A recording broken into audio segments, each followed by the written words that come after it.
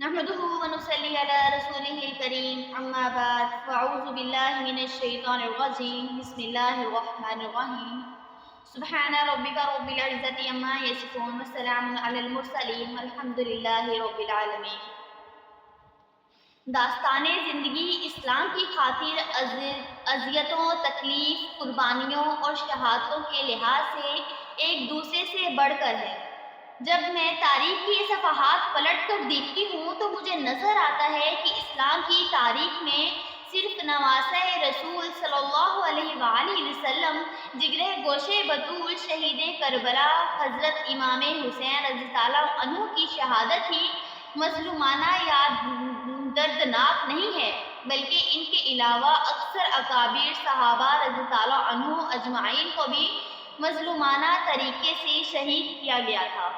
اگر ہم 10 محرم کی طرف جاتے ہوئے رستے میں 18 ذی الحجہ کی تاریخ کا بغور جائزہ لیں اور مطالعہ کریں تو ہمیں ایک ایسی مقدس ہستی کی شہادت دکھائی دیتی ہے کہ شاید اسلامی تاریخ میں اس سے پہلے آسمان سے ایسی مظلومانہ ہستی ہی نہ دیکھی ہو۔ یہ مبارک ہستی ان مبارک ہستیوں میں سے ہے جن کا تذکرہ اللہ رب العزت نے سابقہ کتاب سماویہ یعنی توراۃ و انجیل میں بھی بیان فرمایا تھا۔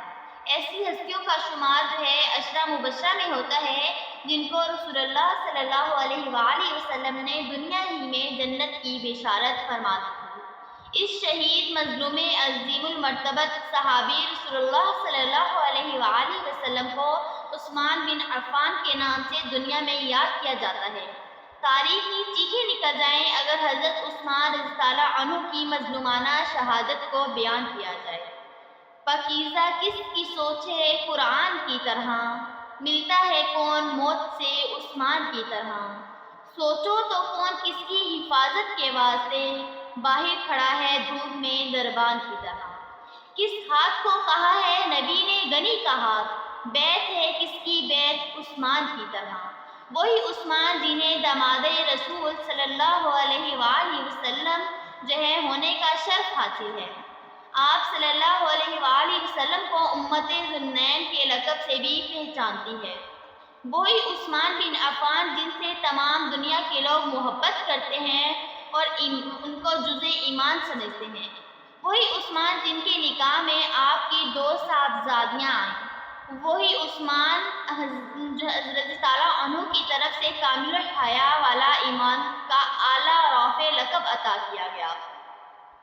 آپ صلی اللہ علیہ وآلہ وسلم نے فرمایا کہ اے عثمان تو وہ ہے جس سے اللہ کے فرشتے بھی حیا کرتے ہیں۔ وہی عثمان جنہیں اشاعت قرآن کا اعزاز حاصل ہے۔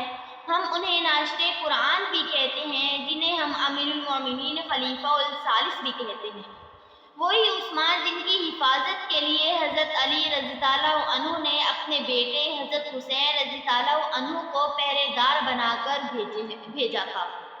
حضرت عثمان کی شان اور صورت تو بیان کی جاتی ہے لیکن بدقسمتی سے یہ ہے کہ ان کی مظلومیت کو بیان نہیں کیا جاتا۔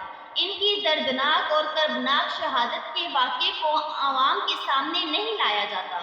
اگر علماء اور خطبا حضرت عثمان رضی اللہ عنہ کی مظلومیت اور جس بے دردی سے ان کو شہید کیا گیا اگر دردناک واقعہ شہادت کو بیان کریں تو تاریخ بھی بلبلا اٹھے، لوگ ان کی شہادت کے علاوہ سب دردناک واقعات کو بھول جائیں۔ حضرت عثمان باغیوں کے ظلم سے شہید ہو گئے۔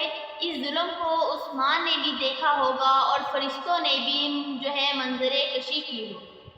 زمین بھی لرزا ہوئی ہوگی۔ کل قیامت کے دن اللہ کا قرآن بھی حضرت عثمان رضی اللہ عنہ کی شہادت کی گواہی دے رہا ہوگا۔